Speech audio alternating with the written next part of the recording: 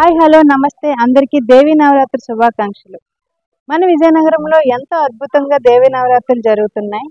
ప్రస్తుతం మనం ఇక్కడ వీటి అగ్రహారంలో ఉన్నాం. ఇక్కడ అద్భుతమైన దేవి సెట్ వేశారండి. ఒకసారి లోపలికి వెళ్ళి చూసొద్దామా? విజయనగరంలో దేవి శరన్నవరాత్రులు అత్యంత శోభాయమానంగా జరుగుతున్నాయి.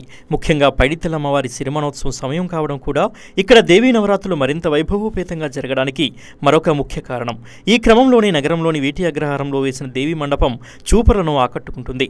దేవి మండపం వద్దకు చేరుకోగానే ఆహ్వానం పలుకుతున్నట్లున్న పక్షిరాజు భక్తులను ఆకర్షిస్తున్నాడు.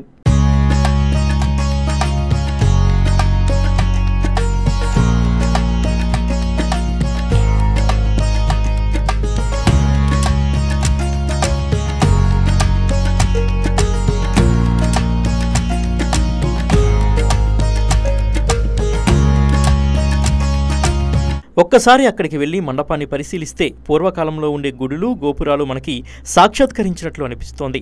కొండ కోణల్లో ఎక్కడో ఓ గుహలో ఆ శక్తి స్వరూపిణి కొలువై ఉందా అనే భావన కలగక మానదు.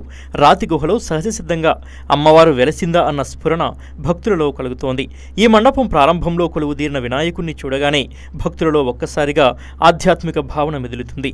అక్కడి నుండి కొంచెం ముందుకు వెళ్ళగానే దుర్గారాణి రాక్షసులతో యుద్ధం చేయడానికి కోపంతో ఉద్భవించిన రూపమే కాళికామాత అని పురాణాల్లో చెప్పిన కథ గుర్తుకు వస్తుంది.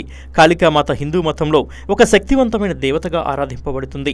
దుర్గ నుండి ఉద్భవించినదిగా భావించబడుతుంది. విశ్వాసానికి తల్లిగా ఆదిశక్తిగా పూజించబడుతుంది. ఈ దేవత అమాయకులను రక్షించడానికి చెడును నాశనం చేసేదిగా ప్రసిద్ధి చెందింది. మండపంలోనికి ఏమరపాటుగా వెళ్లిన వారు ఖచ్చితంగా ఆ కాళికాదేవి రూపాన్ని చూసి ఒక్కసారిగా ఉలిక్కి పడతారు అనడంలో అతిశయోక్తి లేదు. ముఖ్యంగా అడవిలో ఉన్న అనుభూతిని కూడా భక్తులు పొందుతున్నారు. అన్నిటికీ మించి మండపం నిర్మించడంలో నిర్వాహకులు తీసుకున్న చొరవ అభినందనీయం. అణువణువు ఒక సినిమా సెట్ల ఎంతో అందంగా తీర్చిదిద్దిన విధానం ఖచ్చితంగా ఆకట్టుకుంటుంది.